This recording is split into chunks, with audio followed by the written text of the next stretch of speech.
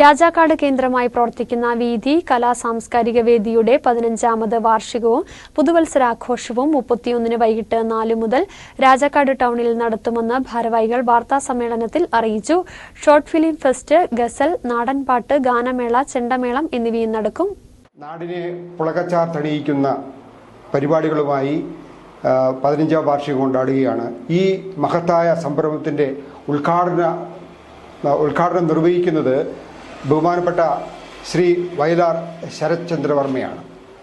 പ്രിയപ്പെട്ട മലയാളിയുടെ വയലാർ രാമവർമ്മയുടെ മകനായ അദ്ദേഹം രാജാക്കാട്ടിൽ എത്തുന്നു എന്നുള്ളത് ഞങ്ങളെ സംബന്ധിച്ചോളം വലിയ സന്തോഷത്തിന് ഇട നൽകുന്ന സംഗതിയാണ്.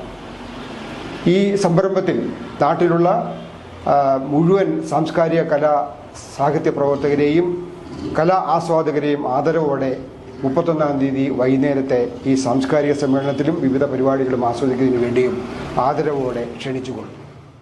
രാജാക്കാട് വേദി കലാസാംസ്കാരിക വേദിയുടെ 15ാമത് വാർഷികവും പുതുവത്സരാഘോഷവും 31-ന് വൈകിട്ട് 4 മുതൽ രാജാക്കാട് ടൗണിൽ നടത്തുമെന്ന് ഭാരവാഹികൾ വാർത്താസമ്മേളനത്തിൽ അറിയിച്ചു.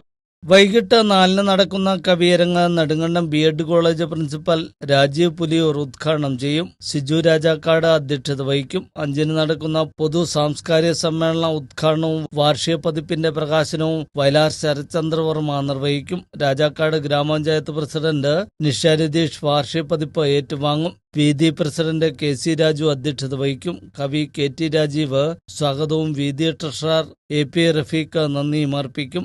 ജോസ് കോനാട്ട് മുഖ്യ പ്രഭാഷണം നടത്തും. ബേബിലാൽ പുതുവത്സര സന്ദേശം നൽകും. Block panchayat president K T. കുഞ്ഞ് പ്രതിഭകളെ ആദരിക്കും. ബേബി ജോർജ് ആദ്യകാല ഗായകൻ സുകുമാരൻ ആശാനെ ആദരിക്കും. ഷോർട്ട് ഫിലിം അവാർഡ് വിതരണം കെ.പി. സുബീഷ് നിർവഹിക്കും. കോമൺവെൽത്ത് വെള്ളി മെഡൽ ജേതാവ് നിവേദ്യ എൽ നായരെ ചടങ്ങിൽ ആദരിക്കും. Kingini Rajendran, K P. Anil, V S. Biju, Sheelalal, Manoj George എന്നിവർ പ്രസംഗിക്കും. തുടർന്ന് സതീഷ് കരിമല, ജിഷി രാജൻ, സുരേഷ് രാജാക്കാട് എന്നിവർ നയിക്കുന്ന നാടൻപാട്ടും ഗാനമേളയും നടക്കും.